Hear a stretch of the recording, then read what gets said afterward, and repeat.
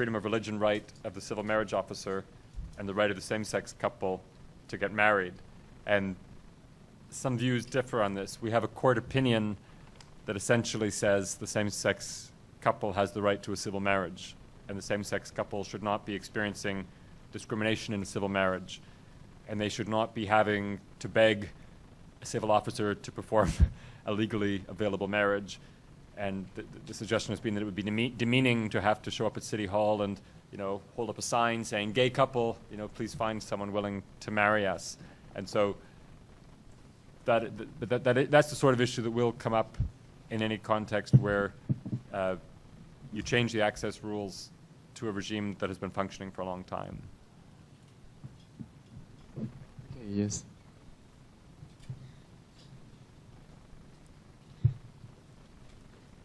Good morning. My name is Nada Shayajit from Online Counseling Program for Transgender Community. I have a question under the Civil Marriage Act on Section Number 2. Marriage for civil purpose is the lawful union for two persons. I would like to know that it seems fine for same-sex couple, but how about transgender people? Do they have to marry under the sex from birth assigned, or this act will protect their trans identity? Thank you. Yeah, the sex of the persons is now irrelevant. So the idea that marriage is the union of two persons means that, the sex is irrelevant. So the sex you had at birth, the sex you were legally assigned, the sex you have changed to subsequently is not part of the capacity to marry under this regime. And so that, in a sense, that's much to be said for the Canadian two-persons approach, and one would certainly want to ask, if one set up a parallel regime for same-sex couples, would it continue to exclude trans persons, for example? But the Canadian solution doesn't pose those problems. It does, of course, you'll notice, you read carefully, it sticks with two, and so there are people for whom that is an exclusive definition of marriage, but the two persons doesn't refer to their sex or gender. Okay, one last question. And if you have more questions, we can ask Professor Robert in the second session or in the afternoon. Yeah. Good morning. I'm Bruce. I'm human rights student here in Thailand. Would it be, my impression from your lecture is that the issue of equality, really, equality for LGBT couples really started from litigation, judicial process. So would it be helpful to challenge the equality provision in Thailand's constitution, to challenge this Article 30, which prohibits discrimination based on gender, and to see if that definition covers sexual orientation and also gender identity? Because I think my impression is that once you get a ruling on that, then everything else can be settled. Whereas, so it's a judicial process rather than a legislative parliamentary process of enacting equal marriage or a separate partnership for same-sex couples. Thank you. Yeah, it feels to me you've asked a very political question that has very context-specific answers, right? So, which path to pursue? What will the impact be if you can mobilize your legislative process to make positive changes? The chance that society will accept it, you would think, is much higher. Canada has seen relatively little backlash to the changes it has undergone, but in America, in the United States, there have been court decisions that have generated a huge backlash. And so the question as to whether to go to court or whether to go to the legislature, people really have to know the particular ground and make the decision. Clearly, if you have a guarantee on the basis of sex, you can certainly see the arguments that you could frame under sex, that the only distinction, if you'll marry a man and a woman and you won't marry a woman and a woman, the only difference between the two couples is the sex of the second partner. So the basis for the argument is there.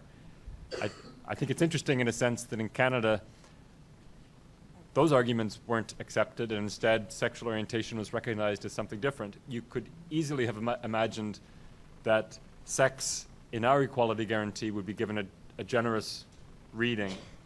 And the fact that we didn't take that path, the fact that we said, okay, sex is there, we're going to read in sexual orientation, that has meant that further down the road, we're having to sort of write in or read in gender identity and so on. And looking back, maybe people should have worked much harder to persuade the judges that sex should be a fully capacious category interpreted along the lines of gender and so on. But the Court of Legislature is very hard to say for sure. Okay, thank you very much, Professor Lecky, for the lecture, and thank you, the audience, for the productive questions. We're going to have a coffee break, yeah, for 10 minutes. Yeah, is it possible 10 minutes? You can go to the second floor. We have the snack and coffee for you. Yes, in 10 minutes we're going to come back and listen to the second lecture. Thank you.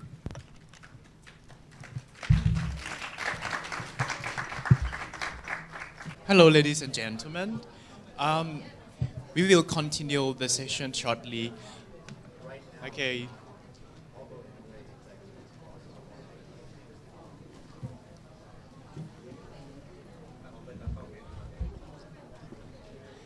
So please take a seat. Take your seat.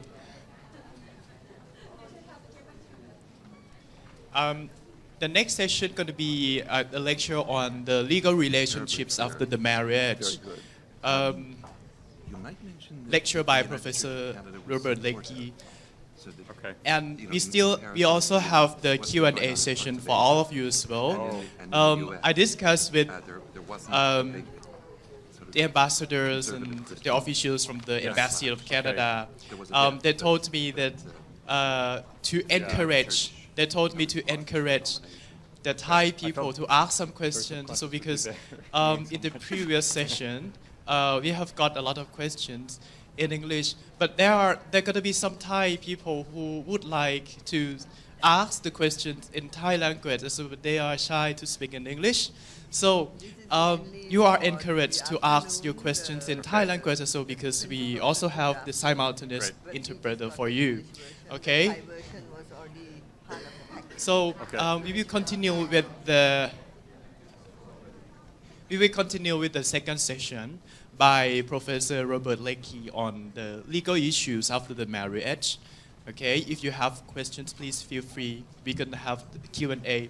And after the lecture of the Professor Robert Lecky, we also have another lecture by Professor Dr. Pairot Kampusiri. Okay, please take your seat and then listen to the next lecture. Thank you.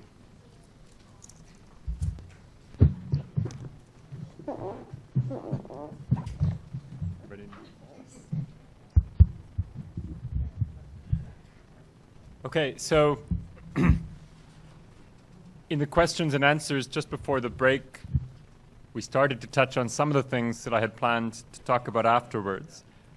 But I had essentially imagined that we would speak before the break about the steps, the legal and the political steps that led to fully inclusive or fully open marriage within Canada, and that we would speak in this next part about some of the legal and social issues that remained unresolved and about some of the consequences of recognizing equal or same-sex marriage in Canada. So I've divided them up. I'm going to speak about some of the legal issues directly related to marriage. I had said earlier that the Canadian approach was not to legislate in very much detail when opening marriage to same-sex couples, and so there were some legal issues that flowed from that design choice. I'll speak about some legal issues directly related to equal marriage.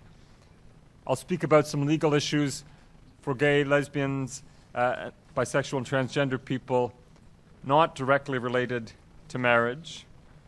And I'll talk a little bit about social and political life after the Civil Marriage Act. And I'll touch on some ongoing areas of friction, and you can decide whether those are relevant to your context or not. But to speak about of legal issues after marriage, it turned out that the Civil Marriage Act didn't address some issues that in retrospect were quite foreseeable. We realized quite soon afterwards that in allowing same-sex couples to get married, it was necessary to provide a means for their divorce. And so by judicial interpretation, it was recognized that the Divorce Act necessarily applied to same-sex spouses. Our divorce regime operates in a couple of ways. The majority of divorces are granted on the basis that the marriage has broken down, and we know the marriage has broken down when the spouses have been living separate and apart for 12 months. But it remains, there's also the possibility of seeking divorce on the basis that one's spouse has committed adultery, and adultery has been defined in court cases in fine English tradition as very limited to penetrative vaginal sexual intercourse, and this remains a ground for divorce. Canadian judges found themselves confronted with the question as to whether anything between same-sex spouses could amount to adultery. And this is funny. This is a sort of issue. One could have imagined a judge saying that the legal regulation of adultery and divorce is historically connected to the control by men of women's bodies and so on, and that adultery should be allowed to have less legal significance. Instead, we have a couple of Canadian judges who say that in the era of equality, in the era of the Canadian Charter of Rights and Freedoms, if gays and lesbians can get married, they must be able to commit adultery as well. And so these judges have said that there must be something which counts as adultery within same-sex couples. While adultery had historically been defined clearly in a way focused on the potential of women's reproductive capacity, adultery in Canada has been now connected to the more modern-sounding idea of the violation of spousal intimacy, and a judge has said that judges will decide case by case in the future what same-sex adultery turns out to consist in. Not the approach I would have taken. I would have said if Parliament intended to be expanding the grounds for divorce for same-sex couples, it should do so itself explicitly. But judges have said that in the era of equality, sort of everything has to be adapted for same-sex couples. A more serious, a couple of other things. The Canadian divorce regime provides that you have to be resident in a Canadian province for 12 months in order to begin divorce proceedings. And you can understand that that provision was initially set up to prevent people sort of choosing the court of their choice by moving from one Canadian province to another. It's actually turned out to have a significance in the same-sex context in that many people unable to marry in their home country have come to Canada. So a lot of foreign nationals have gotten married in Canada since 2003 or 2005.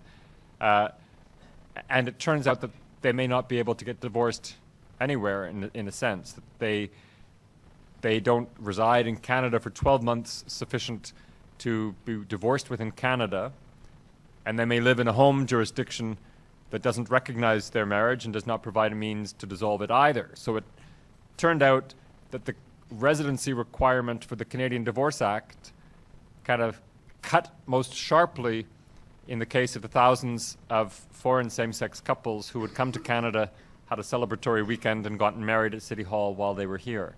And so there are efforts in the works to modify that, but those haven't moved forward completely yet. But that's something certainly to bear in mind, that people, even in the first part of the talk today, I distinguished the couples who together seek recognition, but of course marriage brings with it potentially quite serious legal obligations, and there needs to be a means to dissolve the status should the relationship break down.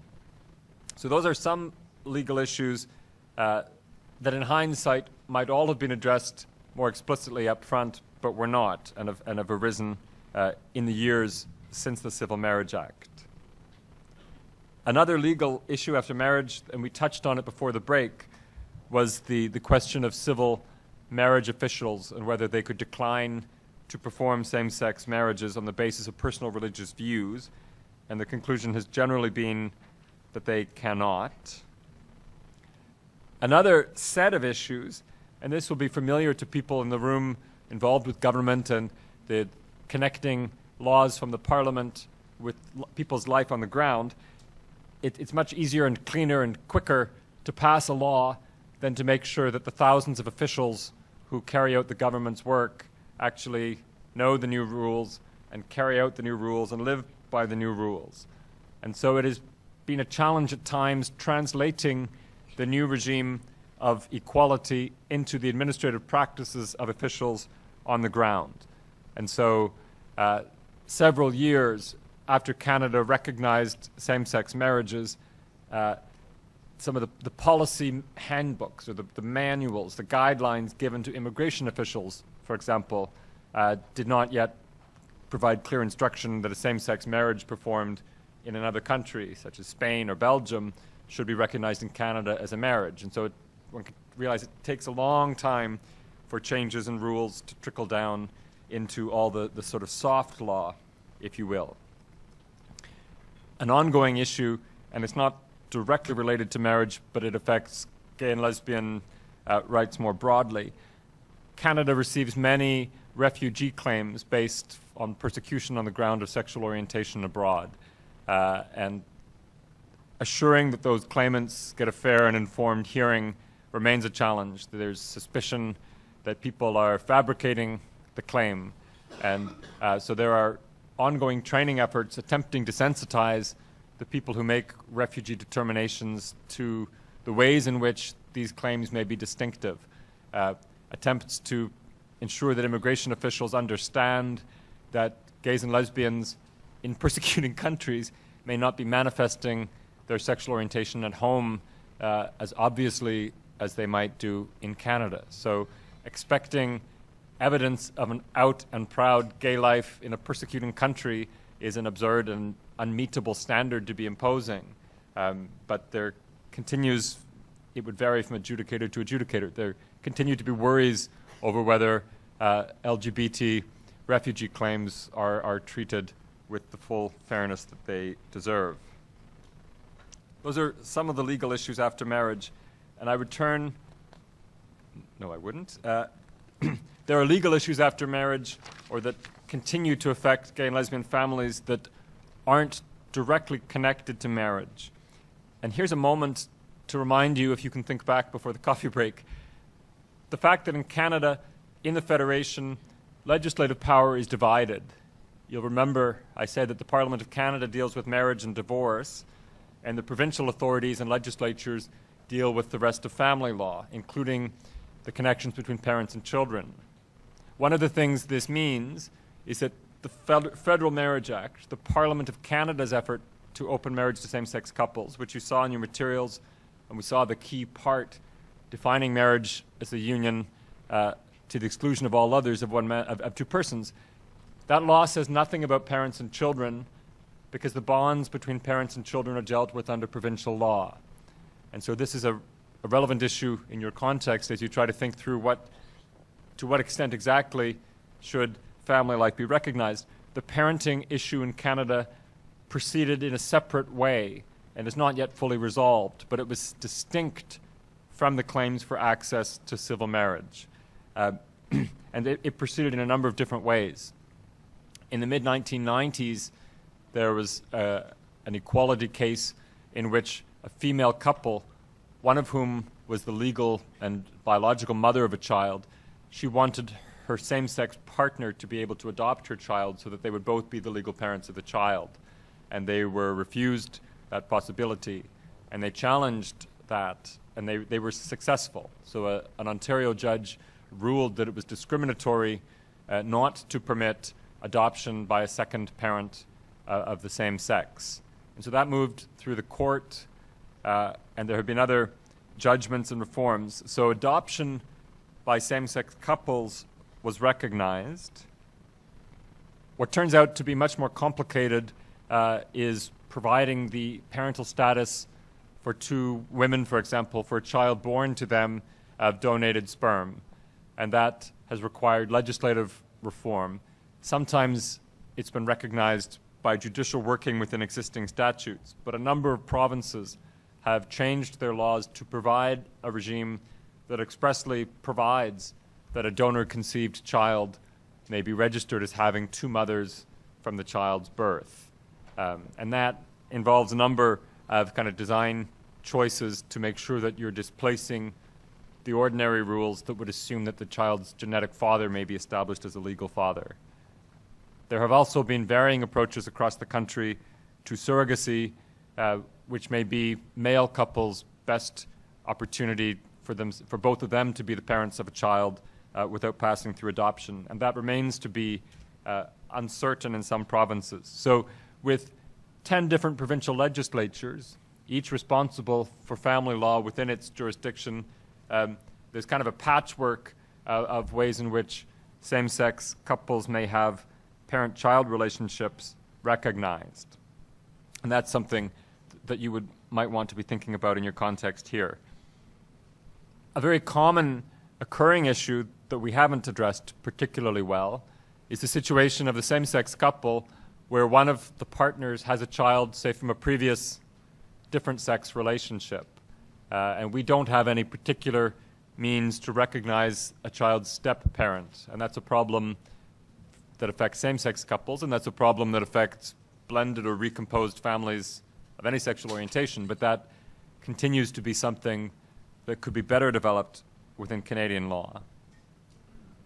I said a moment ago when I was talking about the immigration officials and their policy manuals, I said that it can take some time to translate legal change into policy practice. Adoption is one of those issues where, as a legal matter, same-sex couples have the right to adopt together.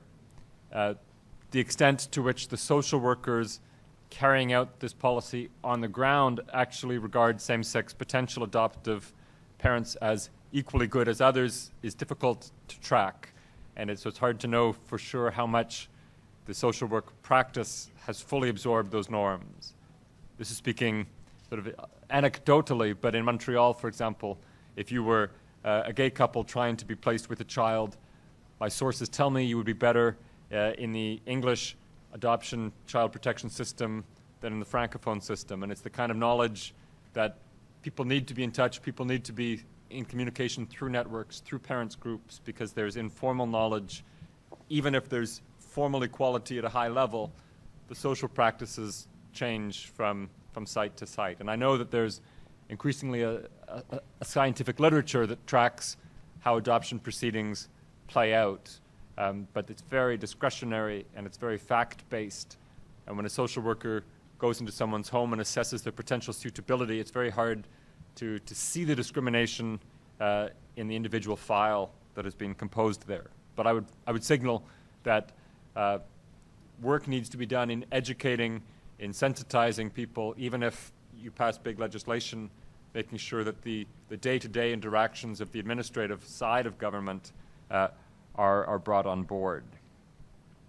So those were some of the legal issues directly affecting gay and lesbian families after marriage. And I wanted to turn and acknowledge that in the Canadian context, probably the most pressing site for legal change at the moment would be the legal recognition and provision of proper legal channels for trans individuals. So the ability for trans persons to bring discrimination claims varies from jurisdiction to jurisdiction. Their ability to change their identity papers, the ease with which they can, varies considerably from jurisdiction to jurisdiction. Trans people in Canada continue to experience economic discrimination, social discrimination, and so there's a variety of overlapping factors. And the trans groups within Canada, perhaps unsurprisingly, don't all share the same sense of which the priorities are. So some would favor lobbying efforts to change anti-discrimination legislation to include gender identity, and others would say, well, even if you change the legislation, it takes resources to bring individual claims under that statute. People may not have the ability to do so, and does changing the law really change attitudes? So others would say we need to be looking at how the police acts with people. We need to be looking with how the police treat all sex workers, irrespective of whether they're trans or not, but that there may be broader systemic social justice issues which would disproportionately favor trans people if they were improved, but that might not involve legislative action at all. And so this issue overall is probably one that remains pressing in Canada. Then I wanted to change and speak a little bit about social and political life after the Civil Marriage Act in Canada. There was relatively little backlash. There were a couple of moments after the court judgments recognizing equal marriage and after the Civil Marriage Act where from time to time members of Parliament raised the question of whether things could be turned back. But basically there's quite a firm political consensus, I think, that equal marriage is here to stay. I was living in the national capital the day that the Ontario court recognized equal marriage and made its judgment effective immediately. And I was walking home from our Supreme Court building, and there was a sort of proud to be Canadian moment. All you could see on Parliament Hill were tourists photographing the Parliament buildings. And I knew that there would be other places. If this were south of the American-Canadian border, there would be people certainly much more worked up than simply taping the Peace Tower on Ottawa's Parliament Hill. But the backlash was very limited. I think social attitudes have continued to change, but significantly, by the time the Civil Marriage Act was passed, social attitudes were already very favorable towards it. And so that is an important piece of the story, I think, that the courts and the legislatures were not a long way ahead of the basic social attitudes in the public opinion polls. And so that's, I think, significant. Realistically, pragmatically, I should say that with the civil marriage issue resolved, in a sense, it has made it difficult to continue gay, lesbian, transgender advocacy and organizing, because for many people, with the primary legal concern for them dealt with, there may be less political will to continue fighting for issues that affect others within the coalition. And so fundraising in the Canadian context, no LGBT issue has ever attracted so much fundraising as the marriage issue did. And the marriage issue attracted funds not only from gay and lesbian and people themselves, but from their families, their allies, their friends, and other issues. It may be partly our difficulty in managing to do it, but other issues have not brought together such a unified coalition, and that, I think, is worth acknowledging. And if one wanted just to sort of say who has been benefited by having equal access to marriage, evidence, the census data indicate that more male couples than female couples have taken up the legal option to marry. Okay, so that, a couple of comments there on the sort of social and political life. And if I were to turn to identify some ongoing areas of friction, one of them would be the relationship between the equality rights of LGBT people and religious groups. And I need to emphasize that in Canada, the religious situation is not the same as it is in the United States. There's a much less well-organized kind of religious right, and there wasn't a big religious backlash in Canada after the Civil Marriage Act, and liberal churches such as the United Church of Canada were very supportive of the push for equal marriage. Nevertheless, we do continue from time to time to have legal conflicts between the equality right of gays and lesbians and religious organizations. So there have been issues, and I understand this may not be the kind of thing that would arise here so much, but in the Canadian context, there are religious organizations which provide services, social services, health services, community services. And so there's been some dispute over their capacity to